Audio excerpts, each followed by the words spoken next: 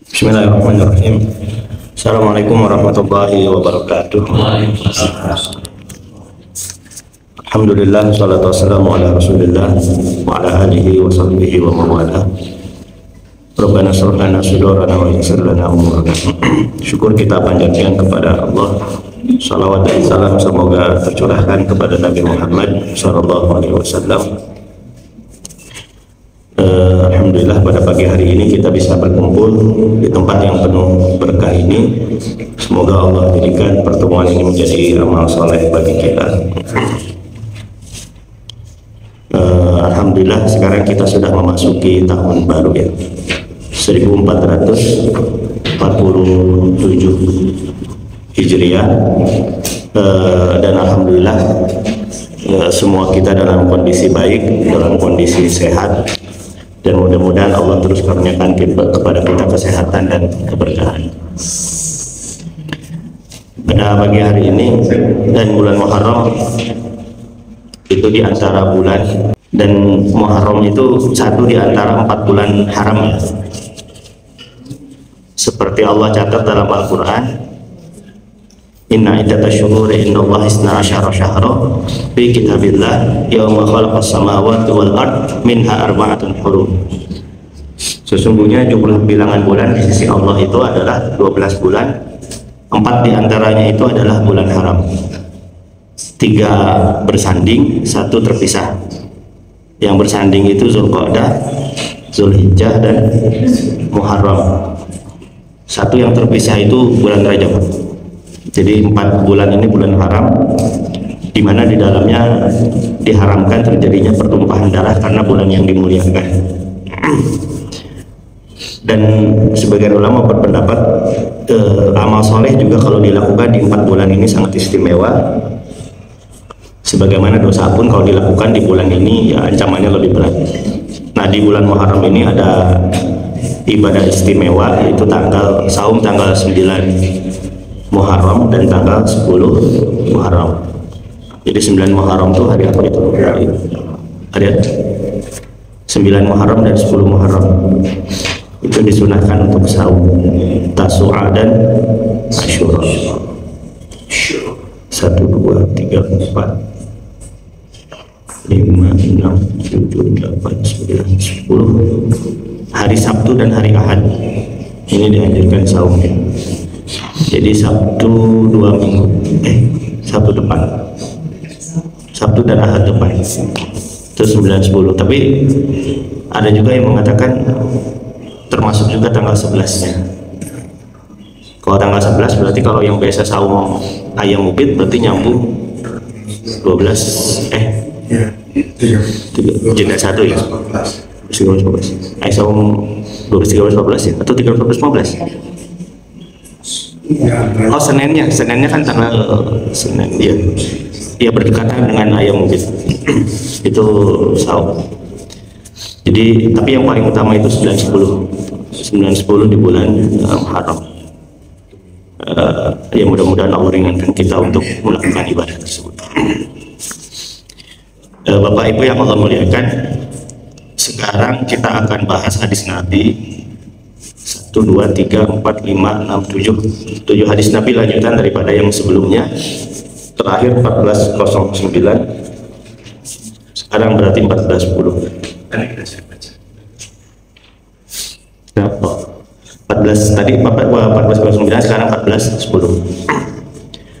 Ini dari kitab Subul Salam ya. Hadis yang pertama, hadis yang diriwayatkan Al-Bazzar dari sahabat Nabi namanya Anas bin Malik, Maula Rasulullah atau pelayan Rasulullah yang Allah karuniakan banyak nikmat usia yang panjang, usianya lebih daripada 100 ya, nikmat harta yang berlimpah, dan nikmat ilmu yang banyak. Itu akibat permintaan doa Rasulullah doa ibunya kepada Rasulullah. Jadi ibunya menghadiahkan Anas bin Malik kepada Rasulullah supaya melayani Rasulullah, kebutuhan Rasulullah. Jadi ibunya tuh bilang, ya Rasulullah, ketika kaum muslimin yang lain punya harta dan mendermakan hartanya untuk dakwah Islam, saya tidak punya harta, tapi saya punya anak ini. Kalau engkau berkenan, engkau boleh menjadikan anak ini sebagai pelayan dalam berdakwah. Tapi sebelum aku serahkan anak ini, tolong doakan kepada Allah 3 hal. Yang pertama, mintakan kepada Allah supaya usianya dipanjangkan. Yang kedua, dilimpahkan hartanya.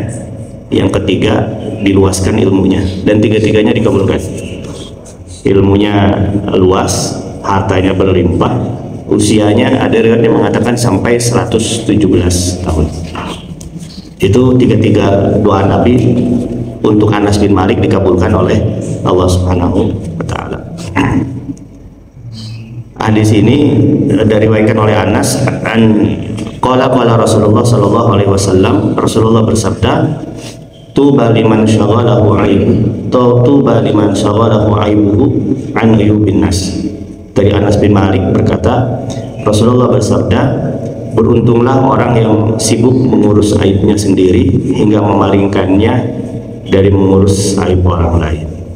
Jadi ini diantara orang yang beruntung yang digambarkan oleh Rasulullah.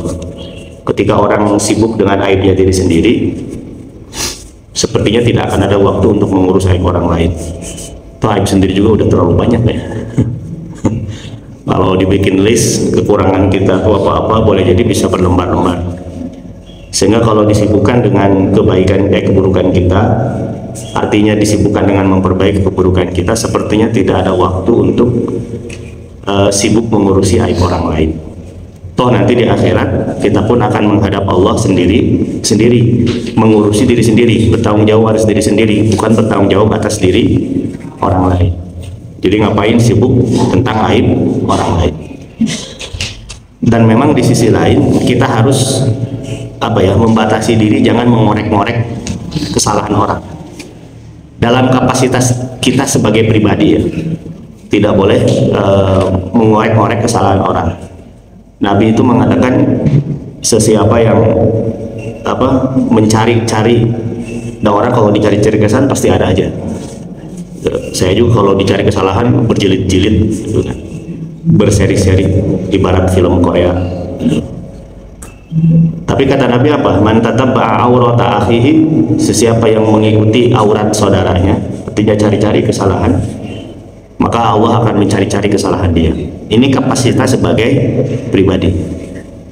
Tapi kalau dalam profesi tertentu, mohon maaf seperti polisi atau ya, itu tugasnya memang begitu. Artinya bukan suatu kesalahan. Ketika ada sesuatu yang dicurigai kriminal, ya tugasnya memang menelusuri. Tapi dalam kapasitas kita sebagai pribadi, sebagai hamba Allah, itu kita tidak boleh menelusuri aib orang lain. Jangankan aib orang lain kita buka kepada saudara kita, aib diri kita saja nggak boleh kita buka kepada orang lain. Kita punya dosa masa lalu, kemudian kita menceritakan kepada orang lain, itu nggak boleh. Allah sudah menutup aib kita, jangan kita buka aib kita dengan diri kita. Hadis yang sering kita bahas ya, kullu ummati mu'afa ilal mujahirun, setiap umatku itu akan diampuni kecuali al-mujahirun. Nah, siapa al-mujahirun itu? Nabi mengatakan kemudian orang yang suatu malam berbuat dosa, kemudian boleh jadi dia bertaubat, tapi siang harinya, esoknya dia menceritakan dosa yang dia lakukan kepada orang lain, sehingga orang lain terinspirasi untuk melakukan dosa tersebut. Dia taubat semalam, dosanya boleh jadi diampuni, cuman karena cerita kepada orang lain, kemudian orang lain terinspirasi, kemudian mengikuti. Selama orang yang mendengar ini mengamalkan dosa tersebut, dia akan kecipratan. Ini yang disebut sebagai dosa jariah. Jadi bukan hanya ada amal jariah, tapi juga ada dosa jariah. Maka jangan sampai kita memberikan inspirasi keburukan kepada orang lain. Dan boleh jadi kita tidak sengaja memberikan inspirasi atau di luar niat kita, tapi karena kita menceritakan aib yang pernah kita lakukan, dan di luar itu ternyata orang lain mencontoh kepada kita boleh jadi kecuali kalau aib kita yang memang ada dampaknya. Ada orang sebelum menikah dia pelaku free sex misalnya ya, seks bebas, hingga akhirnya dia jenuh, dia berpikir saatnya aku menikah. Kalau tidak salah kan sekarang ada aturan ya, kalau mau nikah ada tes HIV ya, kalau tidak salah sekarang. Saya alhamdulillah sudah dites 5 kali, tapi alhamdulillah negatif. Itu tapi bukan karena mau nikah, karena persyaratan waktu mau kuliah di Mesir 4 kali, setiap perpanjangan visa itu tes HIV terus. Yang kedua 1 kali ketika di Malaysia pas mau ini apa visa pelajar di Malaysia. 5 kali alhamdulillah negatif, tapi pas periksa COVID positif. COVID mah positif. Nah, orang dulunya pelaku free sex, kemudian hasil medis dinyatakan positif HIV, maka itu kemudian dia karena sudah terlanjur cinta kepada calon pengantinnya, calon istrinya, nekat nikah. Nah, ketika itu dia wajib menceritakan penyakit yang dimiliki, dampak dari perilakunya dulu, karena potensi menularkan kepada si perempuannya, dan menularkan penyakit yang begitu kan sama juga dengan berbuat zalim. Nah, kalau yang memberikan dampak harus diceritakan. Tapi kalau itu menjadi aib pribadi yang tidak berdampak kepada orang lain, jangan sampai dibuka. Cukup itu rahasia kita dengan Allah Subhanahu wa Ta'ala. Wallahu a'lam. Jadi membuka aib orang lain tidak boleh, apalagi membuka aib diri sendiri. Wallahu a'lam. Itu ada seorang ulama lagi dalam sebuah majelis, ditanya oleh salah satu jemaah, apa hukumnya orang yang bla bla bla ya, artinya orang saya ini apa majelis ini menceritakan keburukan orang lain. Akhirnya saya ini menangis gitu. Saya tidak mau menjawab karena saya pun sedang disibukkan dengan aib saya sendiri. Itu artinya kalau kita disibukkan dengan aib kita, tidak ada peluang untuk mengurusi aib orang lain. Wallahu a'lam. Kemudian hadis yang selanjutnya, hadis riwayat Hakim, wa an Ibnu Umar. Ini juga sahabat Nabi yang 11-12 lah usianya dengan Anas ya. Artinya masih junior, sahabat Nabi junior, Anas, Ibnu Umar, Zaid bin Sabit, Usamah bin Zaid bin Harithah. Itu sahabat-sahabat Nabi yang sebaya ya. Ada yang lebih muda lagi namanya Usamah bin Zaid bin Harithah. Itu anaknya daripada anak angkat Rasulullah, itu lebih muda lagi. Wa Ibnu Umar radhiyallahu anhu qala qala Rasulullah sallallahu alaihi wasallam. Dari Ibnu Umar berkata, Rasulullah bersabda, man ta'azzama fi nafsihi wa ikhtala fi mishyatihi laqiyallahu wa huwa alaihi ghadban. Dari Abdullah bin Umar radhiyallahu anhu berkata, Rasulullah bersabda, barang siapa merasa dirinya besar dan sombong gaya berjalannya, niscaya ia akan bertemu dengan Allah dalam keadaan dia marah kepadanya. Nah, ini larangan kita bersikap angkuh di hadapan orang lain. Kalau dulu ekspresinya itu macam-macam, orang Arab itu mengekspresikan keangkuhan itu. Yang diantara yang populer itu adalah bagi pria. Tapi ini budaya ya, budaya yang terjadi pergeseran antara dulu dengan sekarang.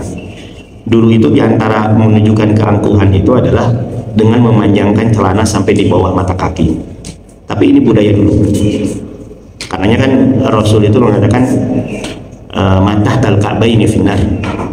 Segala sesuatu yang digunakan laki-laki sampai di bawah mata kaki itu di neraka. Tapi kemudian respon ahli fikih beda-beda.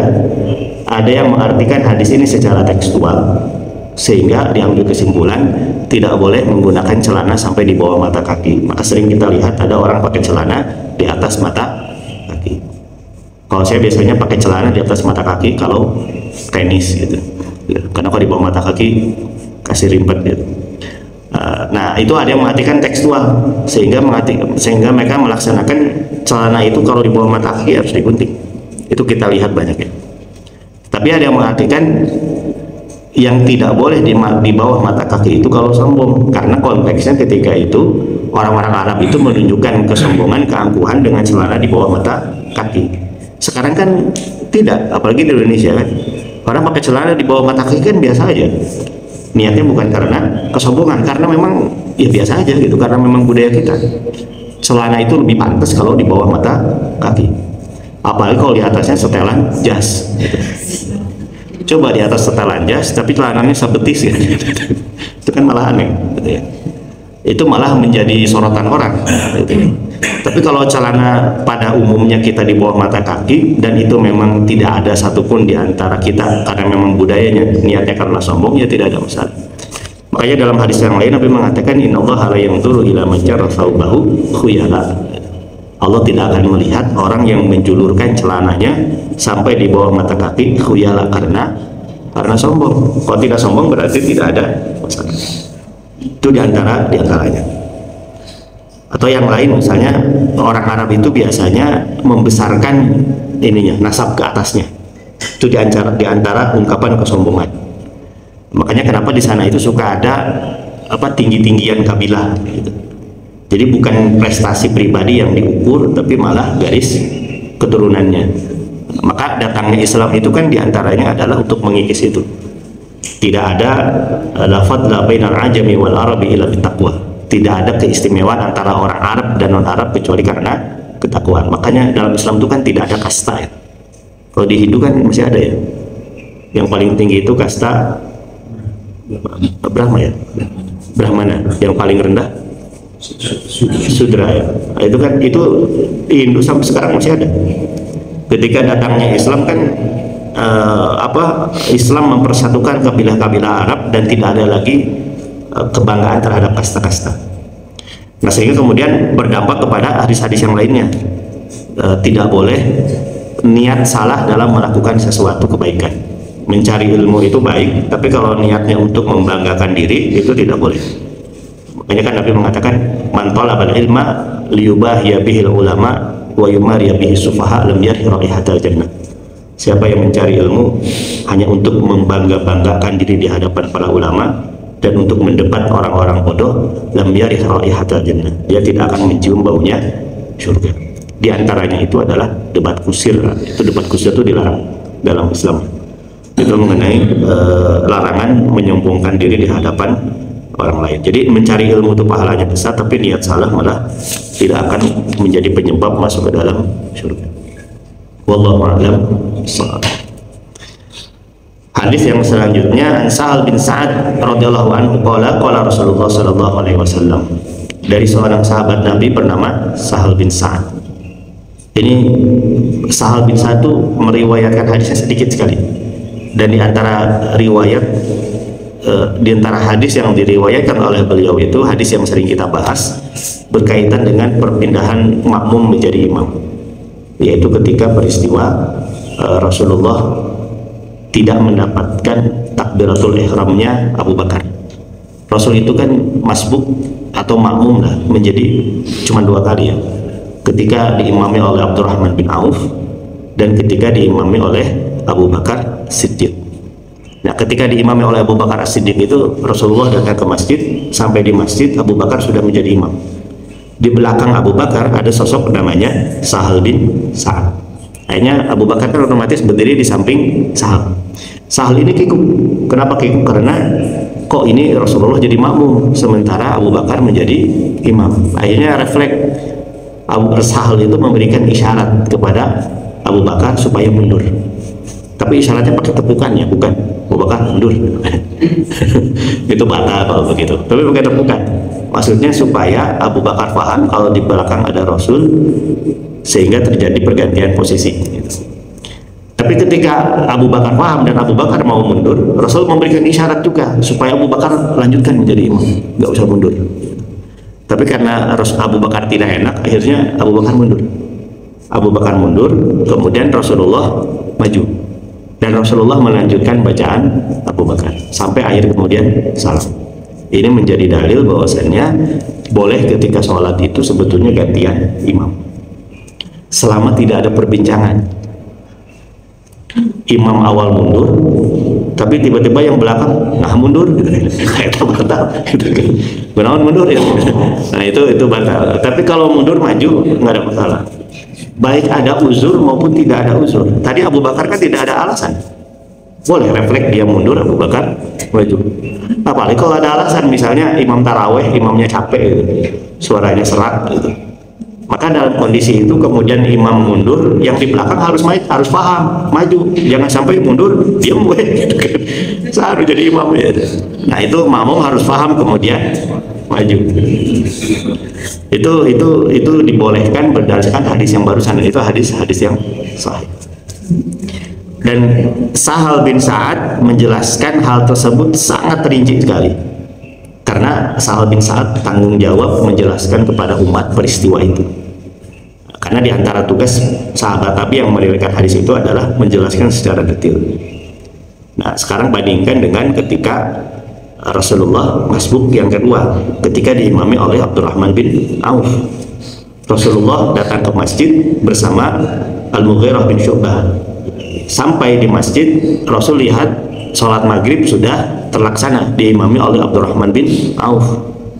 Akhirnya kemudian Rasulullah dengan Al-Mughirah bin Syu'bah ke tempat wudhu. Disitulah kemudian Rasulullah mengangkat bajunya, lengannya. Kemudian di situ Al-Mughirah bin Syu'bah itu mewudukan Rasulullah. Jadi dibasuh oleh Al-Mughirah bin Syu'bah dalam kondisi tanpa alasan.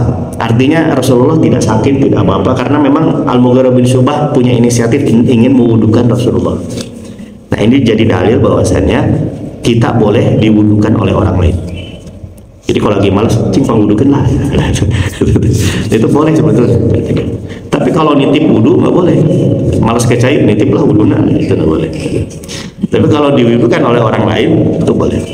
Nah setelah diwudukan, kemudian Rasulullah datang ke masjid bersama Al-Mughirah bin Syu'bah. Rasulullah sebelah kiri, Al-Mughirah bin Syu'bah sebelah kanan. Yang namanya masbuk otomatis ketinggalan satu rakaat. Maka ketika Abdurrahman bin Auf rakaat ketiga salam, kedua manusia ini, hamba Allah ini yang mulia ini, Rasulullah dan Al-Mughirah berdiri. Ada kalimat dari Al-Mughirah bin Syu'bah yang kemudian multi persepsi. Rasulullah Al-Mughirah mengatakan faraka'a Rasulullah faraka'na. Ini kan Abdurrahman bin Auf sudah beres ya sholatnya ya. Kemudian ini kan berdua orang ini masbuk. Ada kalimat dari Al-Mughirah bin Syu'bah faraka'a Rasulullah faraka'na. Rasulullah ruku, maka kami pun ruku. Dipersepsikan oleh sebagian kalangan bahwasannya ini berjamaah. Ketika Abdurrahman bin Auf sudah salam, berarti ketika berdiri kalimat Al-Mughirah bin Syu'bah Rasul ruku, aku pun ruku, berarti oh ini berarti dilanjutkan dengan berjamaah dua insan ini. Maka kita lihat sekarang praktek sholat yang demikian. Kalau imam sudah salam kemudian masuk berdiri, otomatis membuat jamaah. Itu landasannya dari hadis itu. Tapi menurut pendapat kedua yang tidak sepakat dengan pendapat ini, itu tidak mengindikasikan keduanya berjamaah. Alasannya apa? Terlalu sederhana Al-Mughirah bin Syu'bah menjelaskan bahwasanya kedua berjamaah hanya dengan kalimat Rasulullah ruku, aku pun ruku. Itu terlalu sederhana dibandingkan dengan peristiwa yang tadi ketika Rasulullah gantian imam dengan Abu Bakar. Sahal bin Sa'ad menjelaskan sangat detail sekali. Itu alasan yang pertama. Menurut pendapat yang kedua yang tidak sepakat dengan pendapat yang pertama. Yang kedua,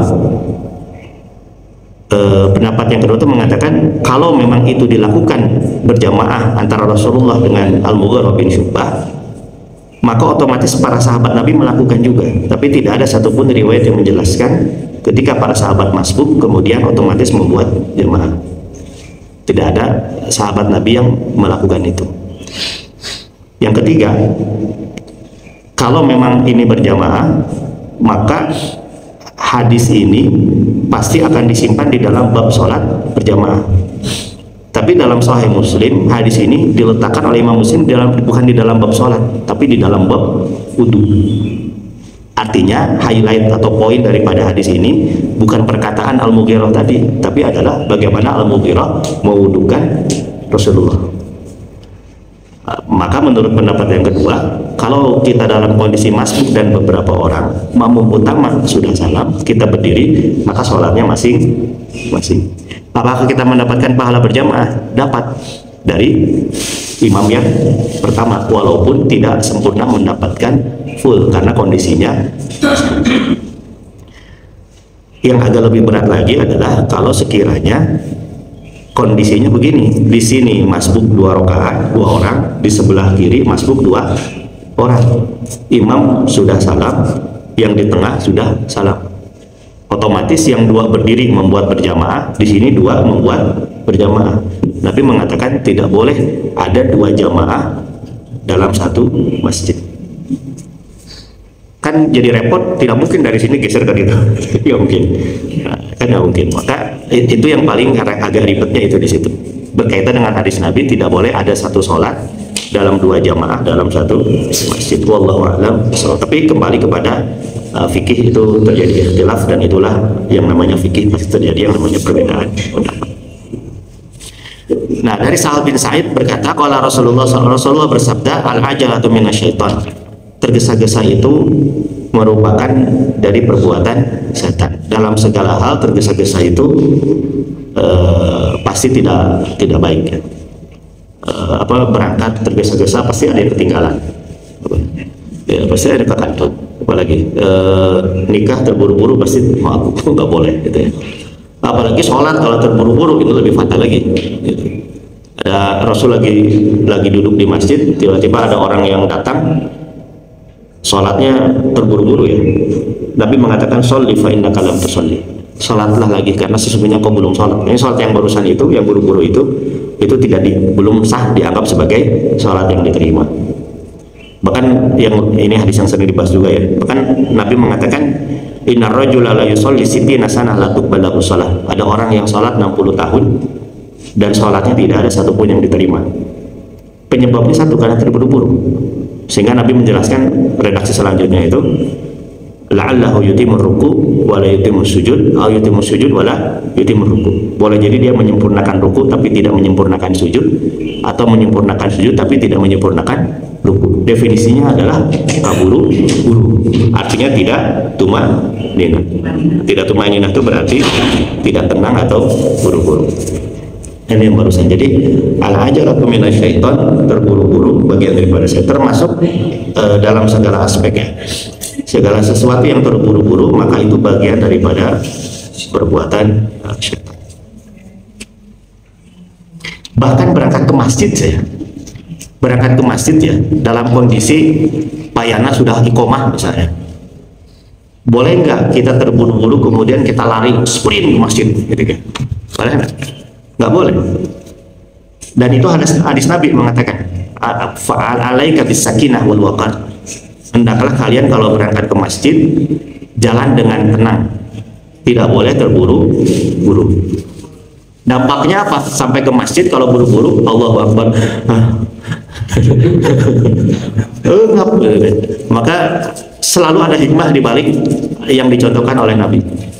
Sampai kepada yang baik pun berangkat ke masjid kalau sudah telat jangan buru-buru. Tapi jangan sampai ini dijadikan alasan santai bisa. Allahu Akbar, kalemlah itu. Jalan santai bisa. Atau ada lewat ke masjid bala-bala. Qomat, Rasulullah bersabda. Nah, itu larangan juga mempermainkan hadis. Maksud jangan tergesa-gesa ketika berangkat ke masjid itu artinya jangan sampai lari yang menyebabkan kita tergopong-gopong. Tapi bukan juga berarti terlalu santai. Jadi bahkan kepada yang berbuat baik pun tergesa-gesa itu dilarang. Karenanya firman Allah wasari'u ila maghfiratin min rabbikum. Itu kan kalimatnya wasari'u, bukan ini bahasa Arab itu beda-beda ya artinya. Wasari'u itu artinya bersegeralah. Kalau tasarra'u itu artinya tadi terburu-burulah. Yang pertama tadi apa? Bersegeralah dengan berburu-buru, terburu-buru, sama atau beda? Itu beda.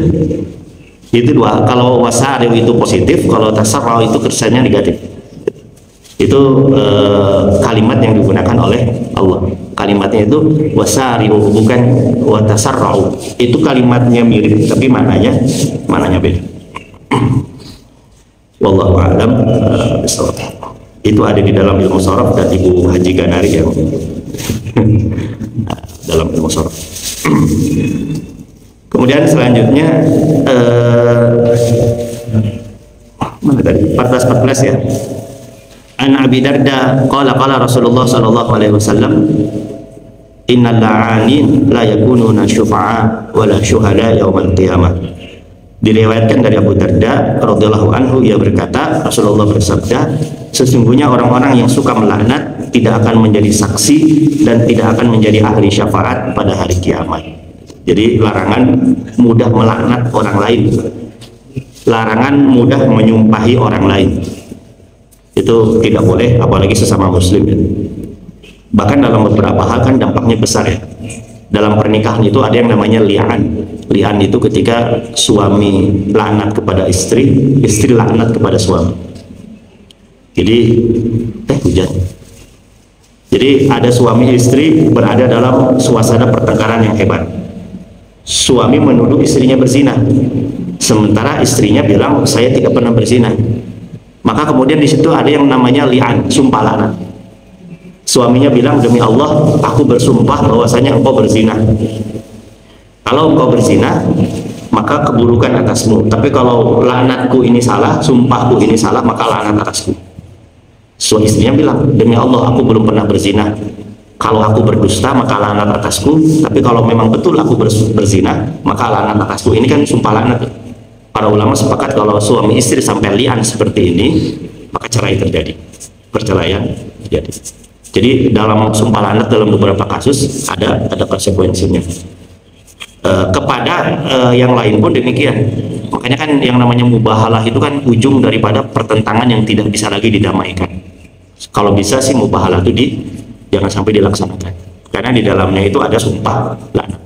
Kan mubahalah itu kan perseteruan di antara dua insan, tidak ada bukti, tapi masing-masing mengklaim kebenaran dan sulit didamaikan, maka diantaranya itu adalah mubahalah.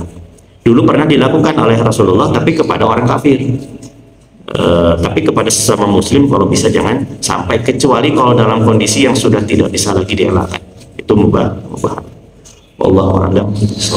Jadi intinya adalah jangan sampai mudah melaknat, jangan sampai mudah mencaci kepada orang lain. Hadis yang selanjutnya, an Bahar bin Hakim an abihi an jaddihi radhiyallahu anhu qala qala Rasulullah sallallahu alaihi wasallam, wailul lilladzi yuhaddisu fayaktib liyudhika bihil qauma wailul lahu summa wailul lah. Dari Bahar bin Hakim, dari ayahnya, dari kakeknya, bahwasanya Rasulullah bersabda, celakalah orang yang bercerita lalu berdusta supaya orang-orang yang mendengarkannya tertawa. Celakalah atas mereka, kemudian celakalah atas mereka. Ini larangan berbohong dalam segala hal, termasuk dalam bercerita, berguyon. Itu tidak boleh, di dalamnya ada unsur dusta. Kecuali kalau memang di ujungnya dijelaskan kalau ini adalah dusta. Seperti sebuah riwayat yang menjelaskan yang pertama kali dimasukkan ke dalam surga itu adalah orang yang poligami.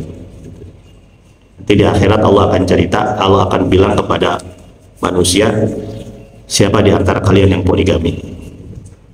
Anak yang poligami. Kemudian Allah berfirman, aku putuskan kalian yang pertama kali masuk surga. Yang tidak poligami protes kan? Ya Allah, kenapa kau putuskan yang poligami pertama kali masuk surga? Sementara boleh jadi mereka tidak adil. Kami yang monogami istri satu, ya insya Allah lah adil gitu. Kenapa kami belakangan masuk surga? Kemudian Allah katakan, aku putuskan yang poligami masuk surga karena mereka besar tauhidnya, mereka sangat takut kepadaku. Tapi kalian yang monogami istrinya satu, kalian lebih takut kepada istri kalian daripada kepada aku. Nah, ini hadis palsu. Nah, saya ditambahi di belakangnya dengan hadis palsu karena ini bohong. Tapi kalau tidak dijelaskan itu namanya berdusta. Jadi di sini semuanya pada takut istri. Nah, itu hadis ya. Jadi larangan untuk mudah melaknat atau berbohong. Larangan untuk berbohong. Hadis yang selanjutnya, wa an Aisyah radhiyallahu anha qalat qala Rasulullah sallallahu alaihi wasallam abghadur rijal ila Allah al-ayatul khasim. Dari Aisyah radhiyallahu anha, ia berkata, Rasulullah bersabda, orang yang paling dibenci Allah adalah orang yang paling keras penentangannya, lagi lihai bersilat lidah. Itu orang yang mudah bersilat lidah, A jadi B, B jadi A gitu. Atau orang yang paling keras wataknya. bukan keras ya, kasar ya, orang yang paling kasar wataknya itu orang yang paling dibenci oleh Allah Subhanahu wa taala. Sehingga Nabi mengatakan ada 4 sifat yang yang menjadi ciri ahli surga itu. Halim, lembut, apa itu. Jadi orang yang lembut, orang yang memudahkan segala urusan, bukan meremehkan, tapi tidak disibukkan dengan hal yang remeh-temeh gitu. Ada 2 lagi saya lupa sifatnya itu. Tapi intinya itu easy going. Orang yang easy going itu di antara ciri sifat ahli surga. Tidak diributkan dengan hal yang remeh-temeh. Lebih fokus kepada perkara yang besar. Nah, kalau ada orang yang ribet, wataknya kasar, bukan keras, dalam beberapa hal harus keras. Umar bin Khattab itu kan keras ya. Tapi Abu Bakar lembut. Tapi kedua sifat ini sangat diperlukan bagi umat Islam ketika itu. Kalau semuanya seperti Abu Bakar ya repot juga. Dan kalau semuanya kayak Umar juga repot semua. Tapi kalau kasar itu negatif. Kasar dalam sikap atau perbuatan itu yang dibenci oleh Allah Subhanahu wa taala. Dan yang terakhir, hadis Nabi ini larangan berdusta. Ibnu Mas'ud radhiyallahu anhu qala qala Rasulullah sallallahu alaihi wasallam, "Alaikum bis-sidqi." Hendaklah kalian bersifat jujur, fa inna sidqa yahdi ilal birri, karena sesungguhnya sikap jujur itu memberikan petunjuk kepada kebaikan, wa innal birra yahdi ilal jannah, dan kebaikan itu menjadi jalan menuju surga. Wa ma yazalu rajulu yasduqu wa yahtarra as-sidqa hatta yuktaba indallahi siddiqan. Dan ada seorang lelaki yang selalu bersikap jujur dan condong kepada kejujuran, hatta yuktaba indallahi siddiqan, sampai dia dicatat oleh Allah sebagai hamba Allah yang jujur. Kalau sudah dicatat oleh Allah sebagai hamba yang jujur, ya berarti Allah akan mengumumkan di hadapan malaikat, ini hamba Allah yang jujur, dan otomatis punya nilai positif di sisi Allah. Jadi berbuat jujur sekali, kedua kali, ketiga kali, sampai Allah mengenalnya dia hamba Allah yang jujur dan mencatatnya ini sebagai hamba Allah yang jujur. Dan Allah akan mengumumkan kepada para malaikat. Wa iyyakum wal kadzib, dan hendaklah seseorang menjauhi kebohongan. Fa innal kadziba yahdi ilal fujur, karena dusta itu merupakan jalan kepada keburukan. Wa innal fujura yahdi ilan nar, dan keburukan itu menjadi jalan kepada neraka.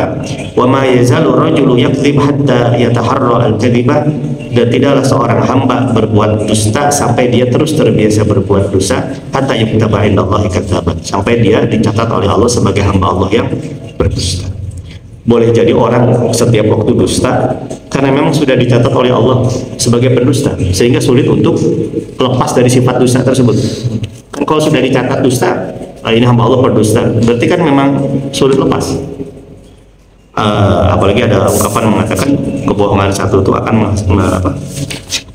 membuat kebohongan yang selanjutnya. Wallahu a'lam bishawab. Kecuali dalam beberapa hal ya. Sedikit lagi. Berdusta hanya untuk menyelamatkan diri itu boleh, atau pura-pura ya, bukan berdusta ya, seperti yang dilakukan oleh Ammar bin Yasir. Ammar bin Yasir itu kan disiksa oleh orang Quraisy karena dia dan keluarganya masuk Islam. Ketika disiksa, orang-orang Quraisy mengancam, kalau engkau mau berhenti siksaan ini, maka ungkapkanlah ucapan kekufuran. Ya nggak mau kan, tapi karena disiksa terus akhirnya nggak kuat, akhirnya dia mengucapkan kalimat kufur. Semalam itu gelisah, siksaannya berhenti tapi semalam tersiksa hatinya. Bagaimana mungkin aku ucapkan kekufuran sementara aku sudah masuk Islam? Maka kemudian konsultasi kepada Rasul, ya Rasulullah, aku dulu jahiliyah kemudian masuk Islam, aku disiksa dan aku tidak tahan lagi dengan siksaan tersebut sehingga aku mengucapkan kalimat kufur supaya siksaannya berhenti. Apakah aku kembali kepada kekufuran ya Rasulullah? Kemudian Rasulullah menjawab, Rasulullah diam sehingga turun wahyu, illa man ukriha wa qalbuhu mutmainnun bil iman. Mengucapkan kalimat kufur itu tidak boleh kecuali kalau karena terpaksa. Wa qalbuhu mutmainnun bil iman, dan hatinya tetap dalam keimanan. Ini rukhsah kalau suatu saat terjadi peristiwa pembantaian, dipaksa murtad, sementara kita sudah tidak tahan lagi dengan siksaan tersebut, kita boleh mengucapkan kalimat kufur tapi sebatas lisan, hati tetap dalam keimanan. Tapi kalau kita bertahan dalam kalimat keimanan, saya nggak mau mengucapkan kalimat kufur, disiksa meninggal, kita syahid. Jadi dua hal itu boleh, syahid atau mendapatkan rukhsah. Itu dua hal yang dibolehkan dalam Islam. Wallahu a'lam. Baik bapak-bapak dan ibu-ibu yang Allah muliakan, ini 7 hadis yang kita bahas pada pagi hari ini. Masih ada waktu sedikit lagi, barangkali ada yang mau menambahkan. Wallahu a'lam. Kaitan dengan tadi yang sholat berjamaah itu kan setelah di rest area itu datang ke sana sedang sholat kan, akhirnya kita ikut kepada salah satu yang sedang berjamaah gitu. Kemudian kan kalau yang datang belakangan dia boleh mengambil salah satu imam yang sedang itu kan, misalnya. Nah kemudian pada saat bersama juga ada yang sebelah sana juga karena berjauhan ya, karena masing-masing berdiri, sehingga pada saat itu ada beberapa jamaah dalam masjid itu. Nah apakah itu termasuk tadi yang disebutkan bahwa tidak boleh ada 2 kepemimpinan dalam jamaah, dalam salat berjamaah, ataukah itu diperbolehkan gitu? Kalau di rest area kan biasanya gini ya, ada sholat untuk mukimin, ada juga sholat untuk musafir ya. Biasanya ada batas ya biasanya. Biasanya yang relatif terjadi beberapa jamaah itu yang safar ya. Tapi Allah alam ya, yang saya lihat biasanya gitu. Tapi kalau yang mukimin itu selesai apa? Apalagi di rest area kan kebanyakan musafir ya. Sebetulnya idealnya itu dalam satu masjid itu ketika sudah dibatasi ini sholat mukimin, ini sholat untuk musafir, maka masing-masing itu terjadi hanya satu sholat. Yang musafir juga kalau bisa sih diusahakan ya hanya satu sholat lil musafirin gitu. Kalau mereka kosor, kalau mereka hanya jamaah saja. Kecuali kalau konteksnya begini, imam sholat sedang berlangsung ya, sholat wajib sedang berlangsung. Kita kan pilihannya 2, mau sholat ikut imam ataukah tidak. Kalau sholat ikut imam otomatis sholat zuhurnya 4 rakaat misalnya, pas sampai sana misalnya zuhur, maka nanti jamaah kosornya sholat asar itu 4 rakaat juga, bukan 42, karena sudah 4 rakaat, maka 4 rakaat. Atau kalau tidak ikut imam ya kita bisa membuat sholat sendiri. Nah ini sholat mukim, ini sholat musafir, itu sama-sama itu sebenarnya 2 sholat yang berbeda. Satu sholat zuhurnya saja, ini kan jamaah qashar, makanya kenapa dibatasi. Nah kalau bisa yang jamaah qashar pun di sini satu area itu satu sholat, satu jamaah maksudnya, tidak banyak jamaah. Cuman begini, maksud pelarang yang tidak boleh dalam satu masjid itu bukan berarti pelarangan haram, bukan, tapi dimakruhkan. Sholatnya tetap sah. Kalau dalam satu masjid ada 2 jamaah ya dengan jenis sholat yang sama, masing-masing sholatnya tetap sah, tapi dimakruhkan dalam kondisi demikian. Makruhnya itu karena dilihat yang dilakukan oleh Rasulullah ketika Rasulullah datang ke masjid. Rasulullah lagi duduk di masjid, ada 2 musafir yang masing-masing bikin jamaah, satu jamaah lebih dulu, satu belakangan. Ketika yang ini sudah sholat, ini datang bikin jamaah baru lagi, kan sama Rasulullah, maka Rasulullah itu kan ditarik ya, digabungkan kepada jamaah yang pertama. Nah, tapi para ulama sepakat kalaupun dia tetap di situ sholatnya tetap sah, karena tidak ada satupun yang menjadi pembatal sholat tersebut. Cuman cara dalam satu masjid 2 jamaah itu makruh. Makanya dalam kondisi di rest area pun ketika sudah di split ya, ada yang sholat berjamaah sebagai mukimin, kemudian ada sholat yang untuk musafir. Kalau di sini sholat mukimin, di sini sholat musafir, itu 2 sholat yang berbeda. Tapi masing-masing ini diutamakan kalau ada satu jamaah, tidak berbagai macam jamaah. Wallahu a'lam. Ustaz,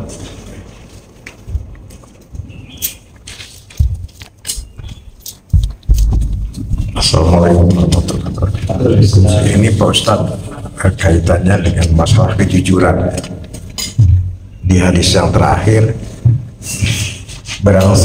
hendaklah kalian berkata jujur, ujungnya surga. Nah kalau menurut pendapat saya, kejujuran, perkataan jujur yang berakibat surga itu karena ada sebab yang halal. Tapi kalau sebabnya tidak halal, itu tidak mungkin masuk surga. Misalnya saya jujur, Bu atau Mah atau Nih, gitu, saya sudah selingkuh tadi malam. Jujur pada sendiri, jujur kepada istri. Tapi karena satu sebab yang tidak halal, itu kan bukan surga, itu neraka. Nah, jadi menurut pendapat saya tidak semua kejujuran itu akan masuk surga kalau sebabnya tidak halal. Akan masuk surga kalau halal, kalau tidak halal pasti neraka. Terima kasih. Assalamualaikum warahmatullahi wabarakatuh. Mah, demi Allah semalam saya selingkuh. Demi Allah deh. Tuh percaya, sumpah demi Allah. Ya memang ya demikian ya, memang betul. Tapi mungkin gini juga Pak, ada dua hal yang berbeda. Satu perbuatannya, satu kejujurannya. Ketika seorang anak mencuri, kemudian orang tuanya itu tahu dia tuh mencuri, kemudian orang tuanya itu ingin mendidik jangan sampai anak ini mencuri lagi. Terus orang tuanya bilang, ayo jujur siapa yang mencuri, gitu kan. Kalau mencuri tapi kemudian tidak jujur, tidak ngaku, maka dosanya dua, mencurinya dengan berbohongnya. Tapi kalau misalnya mencuri tapi kemudian jujur, ngaku bahwasannya dia mencuri, dosanya cuma satu, yaitu hanya mencurinya. Dia mengakui bahwasannya dia mencuri berarti jujur, dan papa atau mama pasti akan memaafkan misalnya gitu, karena menghormati dari aspek kejujurannya. Ini berarti kan dua hal yang berbeda ya. Mencurinya tetap salah, tidak bisa dibenarkan, tapi kejujuran dia mengakui bahwasannya dia sudah mencuri, itu berarti sebuah pengakuan kejujuran. Ini dapat poin plus di sisi Allah gitu. Itu dalam konteks kalau memang ketahuan dia mencuri. Tapi kalau memang selingkuh dan memang istri tidak pernah mencurigai seorang suami selingkuh, ngapain jujur gitu kan? Ngapain jujur gitu? Kita mau bunuh diri Pak. Suami istri lagi nonton film rame, lagi akur-akurnya, Mah demi Allah gitu. Kemarin papa selingkuh, kan liur istri lagi ikut naon suami orang gitu kan. Ujung gitu. Bahkan kalau dalam hatinya terbersit ingin taubat daripada selingkuh, ya lebih baik jangan diceritakan. Seperti yang tadi, tidak boleh menceritakan aib kita kepada orang lain. Ngetes mama. Itu wallahu a'lam.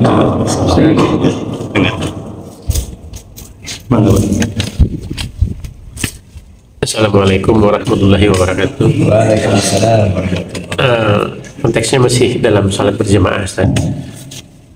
Kalau seandainya seorang imam itu bacaannya salah atau lupa, yang lebih afdol mengingatkan itu jemaah yang mana, Ustaz? Karena kalau menurut logika saya, kalau semua orang membenarkan, si A membenarkan, si B mungkin si imamnya bukannya terbantu, malah bingung, atau malah bahkan tidak terdengar kalimat untuk yang membenarkannya. Terima kasih, Ustaz. Yang paling berhak ya, yang paling berkewajiban, yang paling tepat membenarkan itu yang di belakang imam, Yang persis di belakang imam. Karena kenapa kalau kita lihat ya sebetulnya tidak harus persis pas simetris lurus ya boleh jadi di belakang agak ke kanan kiri, yang jelas dekat dengan imam. Makanya kalau kita lihat di mana, di Masjidil Haram itu, walaupun imamnya hafil Quran, peluang untuk salah pasti ada. Jadi sekuat apapun hafalan seorang imam, peluang salah itu selalu ada. Makanya kalau ada imam lagi baca Quran, lagi bacaan sholat lupa, itu lumrah. Jangan sampai imam tetap balik pohon gitu. Jangankan yang nggak hafal Quran pun masih sangat mungkin salah. Makanya kenapa di Masjidil Haram itu seorang imam hafal Quran, di belakangnya itu pasti para hafid juga. Apalagi kalau sholat taraweh ya, itu kan semalam 1 juz, potensi salah itu pasti ada. Bahkan saya yakin ya, selama 10 malam taraweh di Masjidil Haram itu, atau 30 malam semalam 1 juz itu Dan kalau imamnya seorang tidak rubah-rubah, saya yakin pasti ada yang salah. Seayat 2 ayat itu, walaupun hafal Quran. Makanya kenapa di belakangnya itu selalu ada para hafid Quran. Nah itu tugasnya mengoreksi kalau ada bacaan yang salah. Termasuk juga kalau sekiranya imam lupa rakaat, yang mengingatkan subhanallah itu cukup yang di belakang imam. Jangan sampai semasjid subhanallah. Nah, itu imamnya luas gitu. Cukup yang di belakang imam. Nah terutama kalau bacaan ya, bacaan itu memang kenapa yang di belakang imam, supaya tadi imam tidak bingung. Kalau semuanya membetulkan, bisa jadi imam bingung atau boleh jadi malah jadi tidak jelas. Imam otomatis semakin lupa dan semakin bingung. Yang jadi masalah lagi itu adalah kalau imamnya lupa, makmumnya juga bingung gitu kan. Nah itu, dan bahkan pernah kalau bacaan oke lah mungkin ya, imamnya lupa, makmumnya suratnya tidak hafal, itu hal yang masih agak lumrah. Pernah kejadian imamnya lupa rakaat, makmumnya juga lupa, dia semasjid ngalamun gitu lagi sholat. Jadi makmum itu kelihatan gerakannya tuh lupa gitu, tapi makmum juga berharap imam itu ada ucapan subhanallah dari makmum mengoreksi. Tapi ketika itu juga makmum kayaknya lupa semua, ngalamun semua. Itu pernah saya alami dan imamnya saya gitu. Tapi bukan di masjid ini, bukan. Jadi saya tuh ragu, itu sholat isya opat apa tilu gitu. Tapi saya meyakini itu baru sudah 4, antara 4 dan 3 gitu. Tapi kok makmum nggak ada yang ngebetulin gitu kan. Nah setelah beres sholat, masing-masing makmum itu berdebat, tadi opat tilu. Jadi kumaha gitu.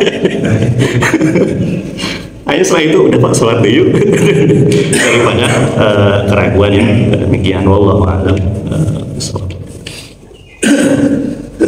Ada lagi? Ya enggak.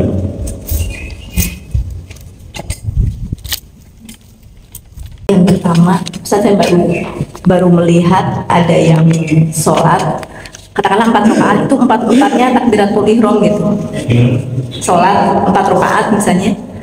Kalau kita kan biasanya takbiratul ihram itu di awal rakaat, ya di permulaan dengan setelah tasyahud awal kan. Ya, kalau ini setiap rakaat gitu. Ya, angkat tangan.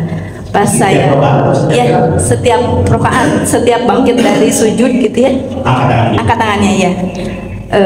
Pas saya cek memang katanya ada keterangannya gitu ya, itu sunnah juga. Nah ini seperti apa, karena kan mungkin jarang dan saya baru tahu seumur-umur gitu ya, bahwa ada takbiratul ihram mengangkat tangan setiap rakaat. Itu yang pertama. Yang kedua, bagaimana hukumnya ketika seseorang merahasiakan sebuah pernikahan gitu. Kan mungkin ada yang ya bisa jadi macam-macam alasannya, mungkin kalau alasan dinas mungkin kan yang tidak boleh menikah dulu misalnya, tapi dia melakukan itu gitu, atau mungkin hal lain gitu. Itu bagaimana hukumnya, karena kan kalau secara mungkin atau hanya orang-orang terdekat gitu ya. Nah itu bagaimana hukumnya. Kemudian ketiga berkaitan dengan bercanda tapi dusta gitu. Kalau kita lihat kan seperti para stand up comedy itu kan mungkin dongeng-dongeng bohong ya sebetulnya. Nah itu, dan itu tidak pernah dikatakan bahwa mereka berbohong kan sebetulnya. Nah itu bagaimana hukumnya gitu ya, apalagi kita mungkin sebagai penikmatnya seperti apa gitu. Jazakallahu khair. Yang pertama itu berkaitan dengan takbiratul ihram pada setiap rakaat ya. Sebetulnya begini, sebetulnya angkat tangan itu ada hadis yang menjelaskan disunahkan bukan hanya setiap rakaat tapi setiap gerakan. Kita kan biasanya angkat tangan itu ketika awal ya, Allahu Akbar. Kemudian ketika mau sujud ya, ruku Allahu Akbar. Dari sujud ke kita sujud ya, sujud. Kemudian duduk di antara 2 sujud. Kan kita biasanya tangan ke bawah, duduk di antara sujud cukup tangan simpan di atas paha ya. Paha ujung mendekati ke lutut.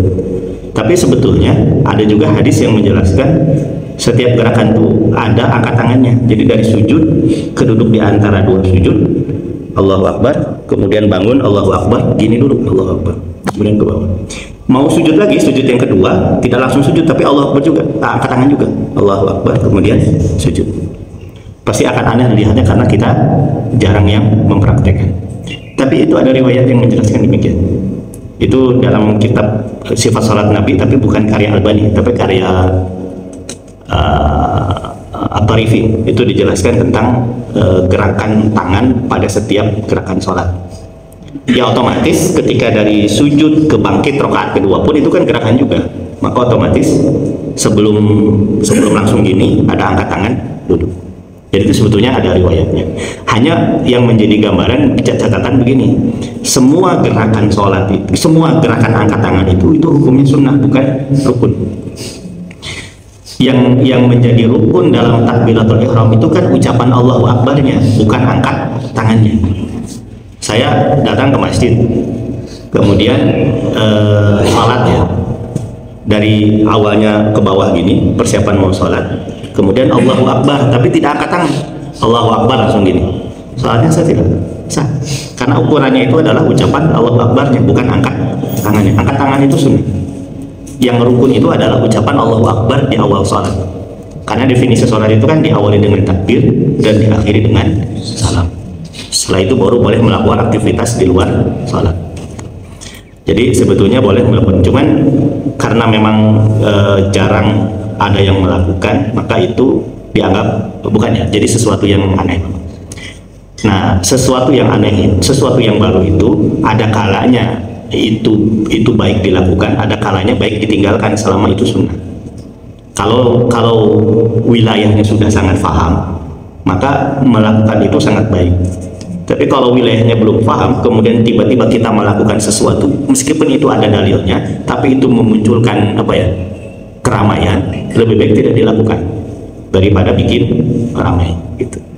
Atau itu juga adalah sunnah, bukan sesuatu yang rukun. Wallahu a'lam. Kemudian yang kedua berkaitan dengan nikah ya. Nikah yang disembunyikan. Kalau dikatakan boleh atau tidak, ya boleh-boleh saja. Kan yang namanya walimah itu kan deklarasi pernikahan. Tapi itu kan sunnah, bukan wajib. Walimatul urus itu kan hukumnya sunnah, bukan wajib. Kalau ada saya misalnya ya menikah dengan seorang wanita, gitu kan. Tapi kemudian saya menyembunyikan. Udahlah, nggak usah diumumkan dulu, tapi yang penting kita sama-sama tahu kita tuh sudah halal. Tapi karena ada beberapa hal itu dia diumumkan, ya itu tidak ada masalah. Cuman biasanya kalau nikah dengan istri yang pertama tuh diumumkan, biasanya yang kedua disembunyikan. Yang pertama biasanya diumumkan, yang kedua yang penting mahal. Sampai ada yang tahu, nah, biasanya begitu. Jangan gitu ya Pak Jon ya. Pak Jon. Itu mengenai ya. Jadi kalau yang ditanyakan apakah boleh atau tidak menyembunyikan pernikahan, ya boleh, tidak ada masalah. Cuman disunahkan diumumkan. Kenapa disunahkan diumumkan? Supaya tidak terjadi fitnah. Kan tiba-tiba ternyata Pak Jon gandengan tangan dengan seorang wanita lain. Kalau diumumkan, oh istrinya, gitu kan. Kalau tidak kan jadi bertanya-tanya, Pak Jon dia saha, gitu kan. Gitu. Ini adik ketemu gede. Kalau Ustaz ada nikah siri, tapi orang pada tahu. Malah dibeja-beja. Itu yang kedua. Kemudian yang ketiga tentang berdusta ya. Jadi maksud tidak boleh berdusta demi membuat orang lain tertawa, itu maksudnya adalah orang lain tidak tahu kok itu dusta. Kalau orang stand up comedy itu kan tahu bahwa saya ini itu adalah dusta kan, dan niatnya tidak ngibulin orang gitu kan.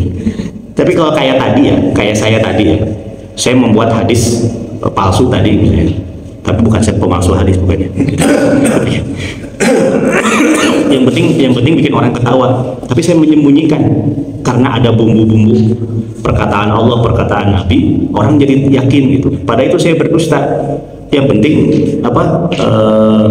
membuat orang tertawa, nah itu baru yang dilarang. Tapi kalau semua sudah tahu bahwasanya ini dusta, bohong, tapi berguyon, yaitu kalau saya berpendapat tidak masuk kategori berdusta seperti yang ada dalam hadis ini. Orang stand up comedy kan semua orang tahu apa yang diucapkan itu pasti ngibul semua itu, dan pasti semua orang tidak percaya, maka itu tidak masuk kategori dusta. Kalau pelawak itu jujur, wah ini seri gitu. Gitu ya, itu konteksnya yang berbeda. Wallahu a'lam. Baik, Bapak Ibu yang Allah muliakan, mungkin dicukupkan dulu ya sampai sekarang. Kalau ada yang perlu pada kesempatan jumpa lagi. Kekurangan pasti adanya, mohon dimaafkan. Rabbana atina fid dunya hasanah wa fil akhirati hasanah wa qina adzabannar. Subhanakallahumma wa bihamdika asyhadu an la ilaha illa anta astaghfiruka wa atubu ilaik. Assalamualaikum warahmatullahi wabarakatuh. Waalaikumsalam warahmatullahi wabarakatuh.